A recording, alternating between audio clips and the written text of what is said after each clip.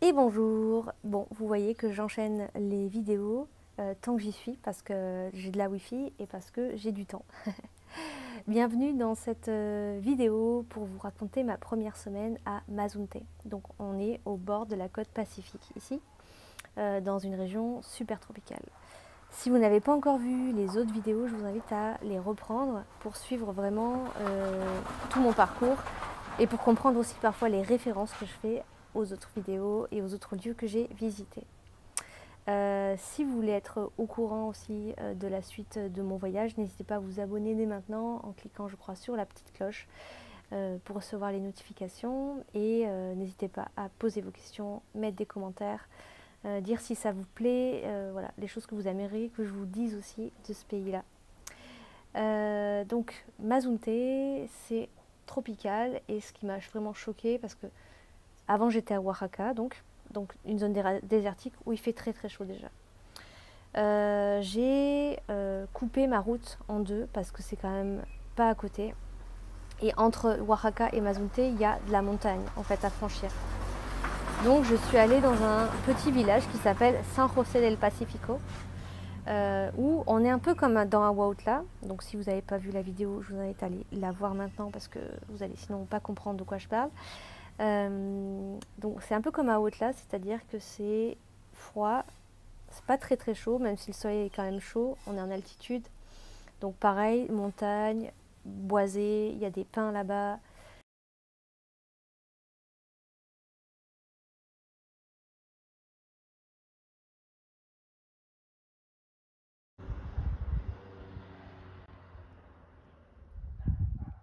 Et donc la route, elle est super sinueuse, donc il faut avoir l'estomac bien accroché, surtout à la fin, où après, j'ai pris quoi, 3 heures de route.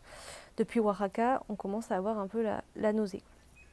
Sinon la route est magnifique, on monte dans les montagnes là, avec la forêt, ça se rafraîchit, ce qui fait pas mal de bien aussi parce qu'à Oaxaca il faisait chaud quand même l'après-midi, mais c'est un soleil sec donc c'était quand même assez supportable. Et donc j'arrive dans ce village paumé où je rencontre quand même pas mal de touristes. C'est très connu pour tout ce qui est plantes, champignons notamment, etc. Mais à la différence de Huautla où ça reste encore très traditionnel et très pas trop, le mot en anglais c'est fancy, trop à la mode quoi je dirais. Là, on voit que les gens viennent consommer, viennent chercher puis différentes substances aussi finalement par la même occasion et les gens se retrouvent comme ça entre hippies un petit peu et même si par exemple moi voilà, je travaille dans la spiritualité, c'est quelque chose qui me touche. C'est pas quelque chose qui m'a intéressée en tout cas là-bas à San José parce que justement il y a cette dimension de récréation, de loisir et pas forcément de travail. Il y a quelque chose de, ouais, de l'ordre de la consommation de ce genre de substances et bon, moi ça m'intéresse pas plus que ça en fait. En plus j'avais pris les champignons juste avant à Huautla, le travail, j'ai l'habitude de ce genre de travail donc je sais que l'intégration elle doit prendre du temps et je suis pas du tout là pour collectionner les expériences de ce genre-là. Voilà, je sais, si j'ai besoin, les choses elles arrivent et dans tous les cas, c'est pas le genre de choses qu'on doit forcer, mais bien qu'on doit simplement accueillir et qui arrive au bon moment aussi, parce que c'est juste avec les bonnes personnes. J'ai quand même rencontré un gars super intéressant qui vient d'une tradition indigène des Chiapas. Donc Chiapas, c'est vraiment la région la plus encore traditionnelle au Mexique. Elle est super pauvre et j'y suis pas encore allée, mais ça fait partie des destinations que je veux aller voir. C'est pas si loin que ça de là où je suis, mais je vais pas y aller tout de suite. Je pense que j'y irai peut-être non pas le mois prochain, mais peut-être en fin de ce mois-ci. Euh, donc voilà, San José, ce gars voilà, qui était issu des traditions plutôt indigènes, qui avait pas mal de connaissances, on a pu parler, et il m'a appris des choses par rapport à d'autres plantes que je connaissais pas, etc. Donc c'est vraiment une belle personne, je sentais avec une belle énergie de cœur, mais bon, c'est vrai qu'après il enchaînait pas mal les sessions, peut-être parce que les touristes lui demandaient aussi de, voilà, et forcément, lui, c'est son moyen de gagner je dirais son argent. Donc, voilà. Bon, je sais pas. Il y a peut-être un entre-deux, mais à la fois c'est difficile de juger quand on est extérieur et qu'on n'est pas vraiment dans la vie des gens, quoi. Donc j'arrive dans un hostel, pas très bien indiqué, et tenu par des jeunes personnes, voilà. Pas des adolescents, mais des jeunes adultes. Voilà, donc il y a un climat qui est vraiment différent, parce qu'en plus, je crois à l'endroit où je suis arrivée, les gens se connaissaient pas mal entre eux, donc voilà, je sens que c'est un peu plus hostile, entre guillemets, parce que c'est pas la ville, parce que c'est paumé, peut-être parce qu'ils voient beaucoup de touristes aussi qui sont là en mode on prend des substances, etc. Moi, j'étais juste là de passage. Bon. Je crois que c'est une des chambres les plus rustiques que j'ai eues. Ouais, un peu comme moi Outlast, c'est-à-dire pas d'isolation. Heureusement que j'avais 2 couvertures parce qu'il fait très froid la nuit. Mais bon, c'était super calme. Le ciel étoilé magnifique, encore une fois. L'air frais, pur de la nature. Et j'ai aussi rencontré des Français là-bas, un couple de Français super chouette, avec qui on a fait une promenade le lendemain pour aller voir aller sur un mirador où on avait vraiment un point de vue sur toutes les montagnes. Donc c'était vraiment magnifique. Je vous montre ça juste après.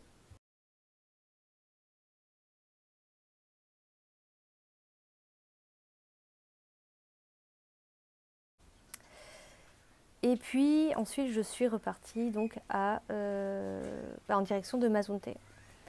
Donc là je me suis dit, j'avais rencontré une Argentine avec qui j'avais pas mal discuté et avec qui j'avais bien sympathisé, qui m'a dit ouais, moi j'ai fait du stop ici justement parce que j'avais pas trop d'argent et donc l'état de Oaxaca donc, dans lequel j'étais, parce que c'est pas qu'une ville, Oaxaca c'est aussi un état, c'est un peu comme Mexico. Mexico c'est une ville et c'est aussi un état, et souvent il y a les capitales des états ont le nom de l'état en fait. Donc, elle m'a dit que dans cet état-là, ça craignait pas. Mais par contre, que par exemple, au Chiapas, région plutôt pauvre et traditionnelle, les touristes n'étaient pas souvent bien vus et qu'il fallait que les touristes respectent en fait vraiment les zones touristiques. Parce que les indigènes voilà, revendiquent pas mal de droits, et ce qui est, je pense, normal aussi. Sinon, on serait un peu partout et un peu comme des mauvaises herbes ou des envahisseurs, quoi. Il y a des choses à respecter aussi dans ça.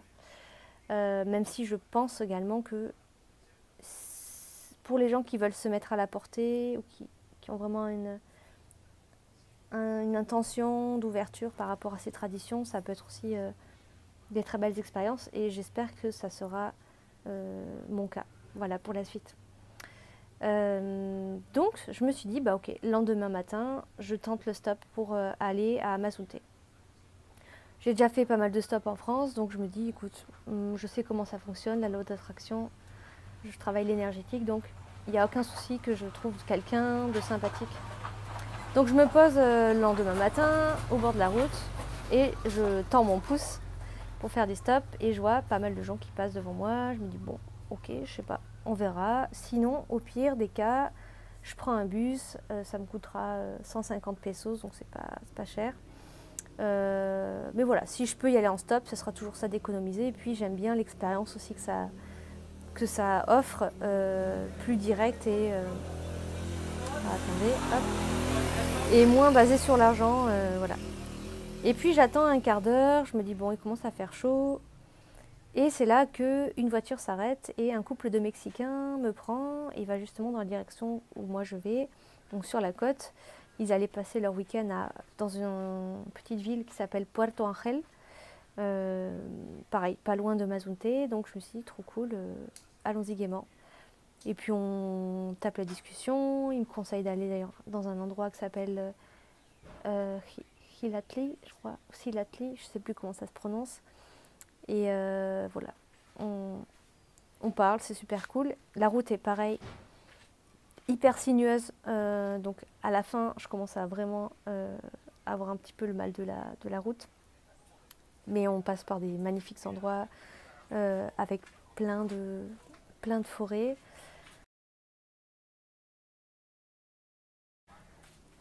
Parce que c'est, voilà, on descend vers les tropiques et là il commence à faire ultra chaud. Mais genre, si vous êtes jamais allé dans les tropiques, bah moi je pouvais pas m'attendre à cette chaleur là, donc j'imagine que voilà, vous non plus.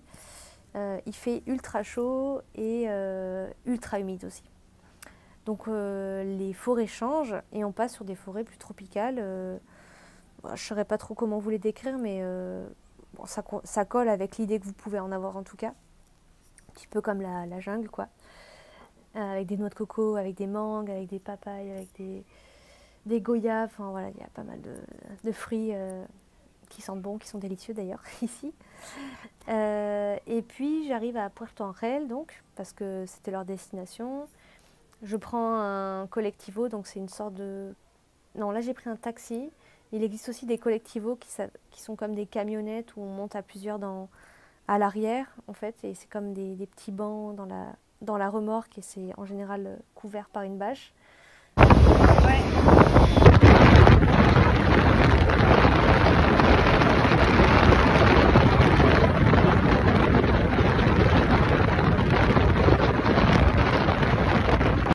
J'aime beaucoup, je crois que c'est d'ailleurs mon moyen de transport préféré au Mexique parce qu'il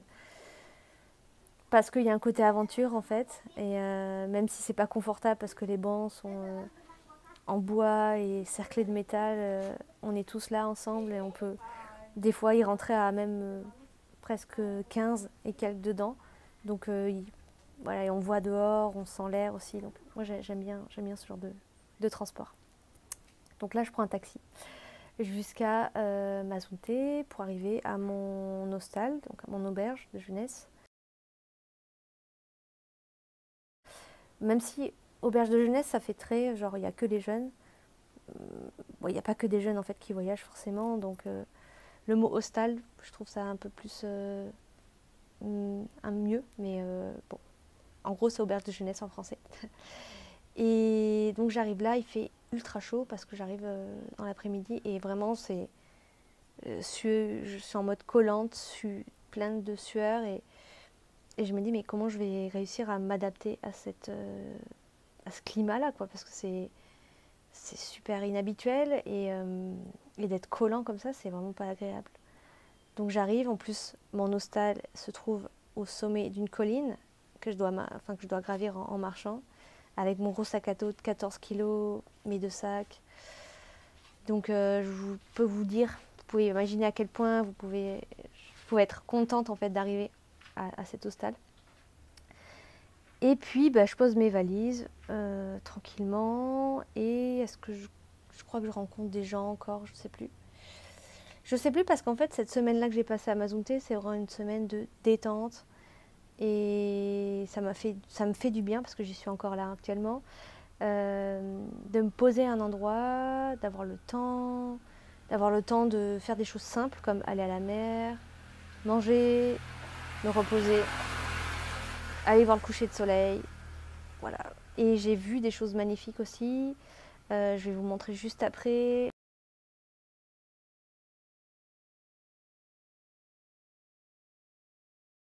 Je suis allée visiter la Laguna, donc une lagune avec de la mangrove à Ventanilla, donc c'est un petit village minuscule à côté.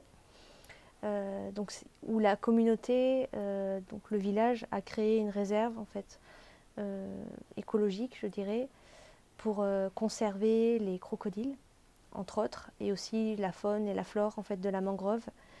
Et on se déplace en barque donc dans la mangrove. C'est super sympa, les gens sont vraiment très accueillants.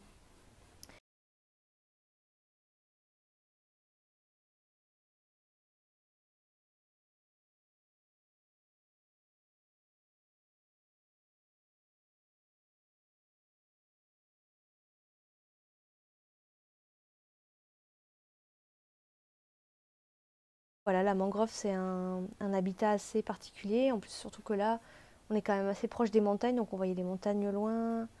On était dans la mangrove. Il y a le Pacifique qui est juste à côté aussi, parce que parfois la mangrove, elle déborde dans la saison des pluies, ce qui fait que, en fait, la mangrove, c'est comme un habitat, une pouponnière un peu pour les poissons, qui viennent justement comme pondre là, et puis je pense aussi d'autres espèces.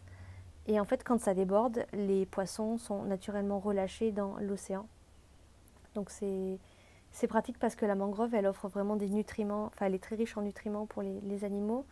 puis en nourriture de manière générale. Donc voilà, c'est ce qui crée un écosystème favorable en fait pour que les poissons puissent bien grandir là-bas, se développer avant d'être relâchés dans la mer, dans l'océan. Bon, il fait bien sûr très chaud tout le temps là ici, hein. Dès le matin, de toute façon dès 9 h du mat, il fait vraiment chaud. Donc le mieux c'est de se lever à 6 h, mais parfois bon, on est trop fatigué, donc ben, on doit faire avec la chaleur. Et c'est pour ça d'ailleurs que je suis actuellement dans un hamac, parce qu'il est, je crois, 16 h à peu près de l'après-midi, et là c'est le temps vraiment chaud. Donc ce qu'on fait en général, c'est qu'on se repose, on dort, parce que la chaleur ça assomme pas mal quand même. Voilà, même s'il y a quand même des gens qui font du sport à ce moment-là, mais je ne sais pas du tout comment ils font. Même à 9 h du matin, pour moi, il fait déjà trop chaud pour faire du sport. Donc voilà, cette lagune-là, c'était vraiment magnifique. Et puis, ce que j'ai vu d'autre aussi, c'était avant-hier. Ouais, je crois que c'était avant-hier. J'ai fait un tour en bateau pour aller voir les baleines. J'ai vu des orques. Ça, c'est vraiment rare ici, parce que en général, ce qu'on voit, c'est plutôt des dauphins. Mais sachez que le premier coucher de soleil que j'ai fait ici, il était assez couvert, mais vraiment magnifique avec les falaises. Là, je vais vous montrer une photo juste après. J'ai vu des dauphins aussi, comme ça, depuis la plage naturellement, et c'était juste assez ouf parce que j'en avais jamais vu en vrai. Il y a aussi des raies mantas qui sautent hors de l'eau, comme ça, et on en voit un peu tous les soirs d'ailleurs au coucher du soleil. C'est assez drôle. Il y a des pélicans aussi ici. Et donc j'ai fait un tour pour aller voir les baleines, les orques et les tortues. On n'a pas vu de dauphins parce qu'en général quand il y a les orques, les dauphins ont peur parce que les orques peuvent se nourrir enfin mangent des dauphins quoi. Les baleines, c'est la fin de la saison parce qu'en fait elles descendent de l'Alaska ici pour venir dans les eaux chaudes et mettre bas, se reproduire. Et puis après elles remontent en fait. Elles suivent la nourriture, elles suivent le krill aussi qui leur permet d'avoir de la nourriture, de s'alimenter. Et donc on a eu vraiment beaucoup de chance parce que le tour durait 3 heures, mais à genre même pas une demi-heure, on a déjà vu une famille de baleines. Donc il y avait la maman, le papa qui était juste énorme, qui sortait juste hors de l'eau pour respirer en fait. Et il y avait le bébé qui faisait plein de sauts hors de l'eau, qui nous a vraiment donné un spectacle quoi. Et le bébé faisait la taille du bateau, et alors imaginez les parents, ça faisait au moins, je sais pas, ouais, peut-être 6 fois la taille du bateau quoi, même plus, parce qu'on les a pas vus hors de l'eau, et puis on n'a pas plongé avec eux dans l'eau non plus, parce que la mer est quand même assez mouvementée, donc ça pourrait être dangereux si on va dans l'eau. Mais en tout cas, rien que ça, c'était un spectacle juste assez ouf quoi. Et vraiment l'énergie des baleines, c'est... Enfin, je voudrais pas faire un cliché, mais c'est super doux. Alors là, juste en face, il y a aussi des écureuils ici au Mexique, beaucoup, donc il y en a juste là en face de moi. Donc ouais, l'énergie des baleines, c'est vraiment super doux. Il y a un calme. Après, on sentait que là, les parents, ils protégeaient quand même bien le petit. Aussi parce que s'il y a des orques... En fait, il nous a expliqué, le guide, que les baleines, elles longent la côte. Donc j'en avais déjà vu depuis la plage, au loin. Mais elles longent la côte pour pouvoir protéger les petits justement des prédateurs ou des orques. Et voilà. Et les orques sont vraiment plus de coups dans la mer. Donc on est allé plus en mer. On a vu des groupes d'orques, là, genre 5-6. On a vu genre 2 fois des groupes comme ça d'orques qui venaient manger. Wow.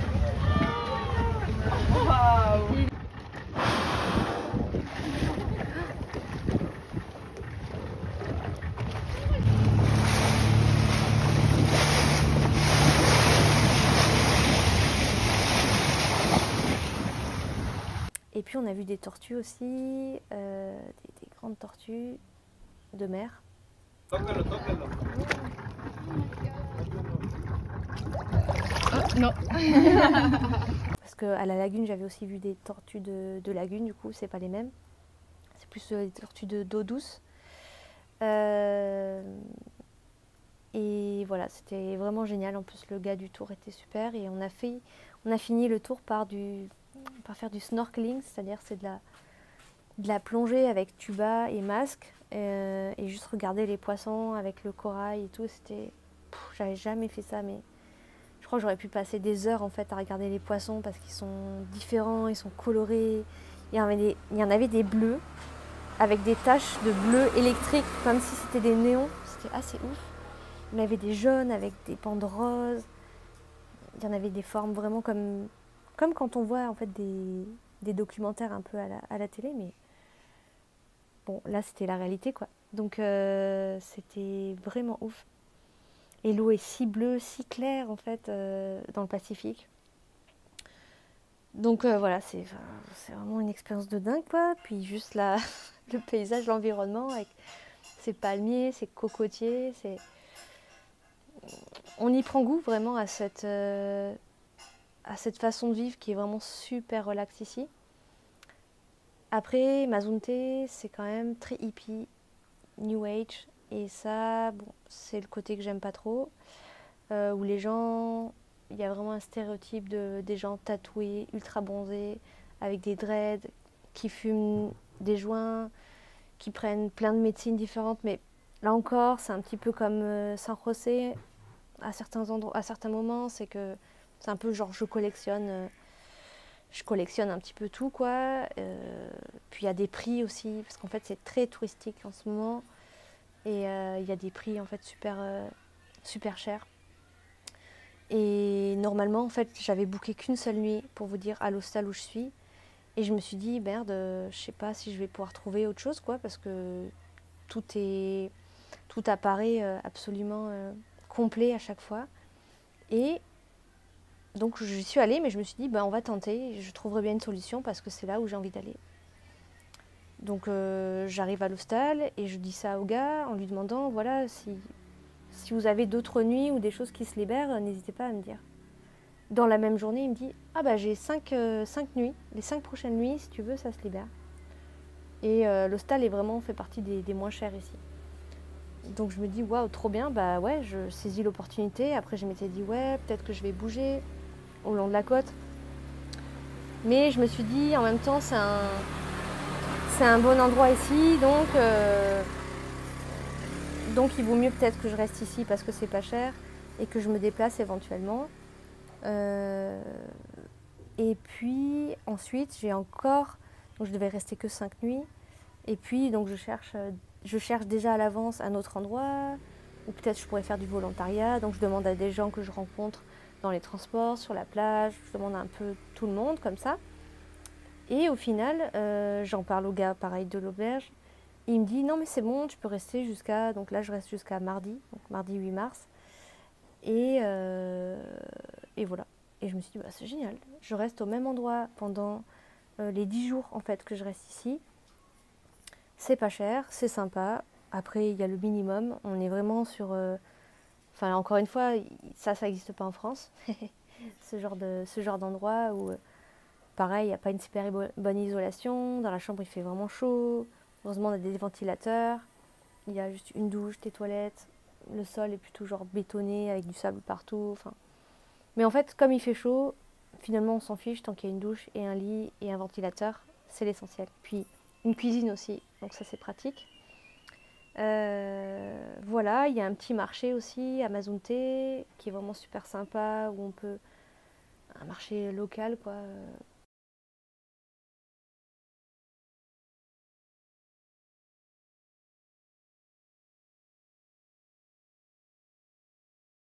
Où on peut trouver des fruits, des légumes vraiment pas chers. Et ici, c'est super bon, quoi. Les mangues, vous imaginez bien, les mangues mûres.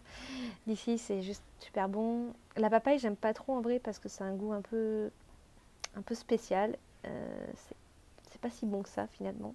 Enfin, peut-être vous aimez ça, mais bon, personnellement, je trouve que c'est un goût un peu de bof, quoi. Voilà. Les avocats sont absolument délicieux ici. Le poisson aussi est très bon. Ils font un espèce de fromage filandreux aussi, c'est assez drôle. Un fromage de vache, mais il y a... Ça s'appelle... ouais, c'est un peu le fromage typique de cette région-là. Du café super bon, des cocos fraîches. Bon voilà, il y a tout ce qu'il faut. Une petite routine où je vais dans une plage à Zipolite, donc c'est un endroit qui est pour moi à 10 minutes ici en transport.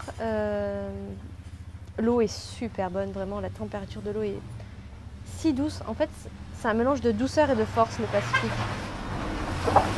Pardon, j'attends que que les transports passent. C'est un mélange de douceur et de force parce que l'eau est si douce et parfois les vagues, t'as l'impression qu'elles vont te faucher, mais en fait, elles arrivent et elles sont pas si fortes que ça.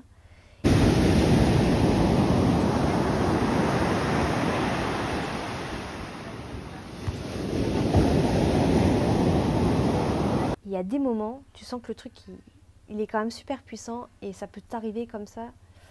Mais heureusement, sur cette plage-là où je vais, on est à pied pendant vraiment un long moment. Donc même si les vagues sont fortes, tu peux quand même en fait avoir pied et voilà, te redresser. Il y a d'autres plages ici, par exemple la Mazunte, où voilà, les vagues sont très fortes et la plage est un peu en pente, donc ça peut être un peu dangereux. Mais voilà, c'est vraiment... j'apprécie cet endroit, même si voilà, il y a ce côté New Age ici à Mazunte. Je sais qu'il y a Puerto Escondido à côté, qui est plus une ville, mais je pense que j'y reviendrai et que je la ferai à ce moment-là parce que là, voilà, je préfère pas trop me disperser. Et puis, je rentre à Mexico, enfin, je reviens à Mexico City la semaine prochaine. Et je vous raconterai à ce moment-là, du coup, la suite de mes aventures. Merci en tout cas d'écouter, d'être là, de prendre le temps aussi d'écouter ce que je vous raconte. Merci pour vos commentaires, merci pour vos retours. Donc à très bientôt pour la suite des aventures et pensez à vous abonner si vous voulez du coup voilà, suivre mes aventures au Mexique. À très bientôt.